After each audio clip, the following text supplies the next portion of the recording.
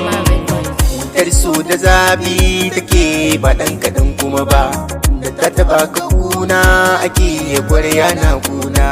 Ashe dai da nama aka gane miyar tuwon girma, mai suka so shi so na gaske ba da shirin muguntawa. Ana so ki zahiri so da gaske duba idanuna, kima ba ɗili a so kike mini ba na wasa ba. Ashe zahiri a cikin zuciyar ki san babu guri bina, kina so na ne da sufar gayan ki na rage yawa. Kin yi rayuwa da ni a ni fahimtar ki ban yi ko ɗaya ba, kin yi soyayya da ni wai dan aka waye kawai ki ja girma. Ashe sufata ta ɗan gaye ki kawai kike kauna, wai me yasa ne biki so ni san gaskiya da kauna ba.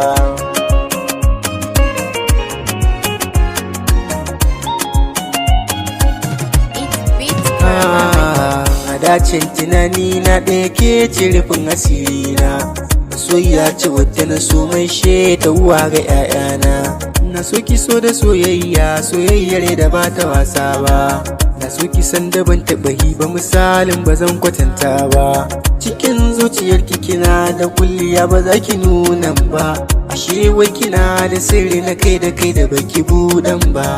Na kwana na tashi na ta shela da kin zama wata, ashe na ta hauka zuciyar ki baki mini gurbi ba. Da zuciya ɗaya na rike ki ban karya alkawari ba, amana ɗaya na rike san ki amma baki duban ba. Idan so ya kai so haka kuma kauna ta kai kauna, akwai damuwa yaudara da ciwo ba zan koye ba.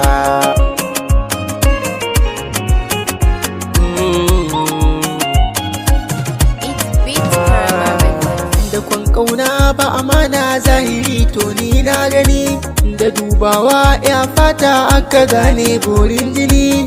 Tunda na gane zahiri na kikin ka dai ne min kwarjini, to dai kirga duka kalamin kikin gwada min wai bayani. Wai ni a kauna ta yaya ake gane san asali, rumi kauna take a juya ma baki yayi tamkar fari.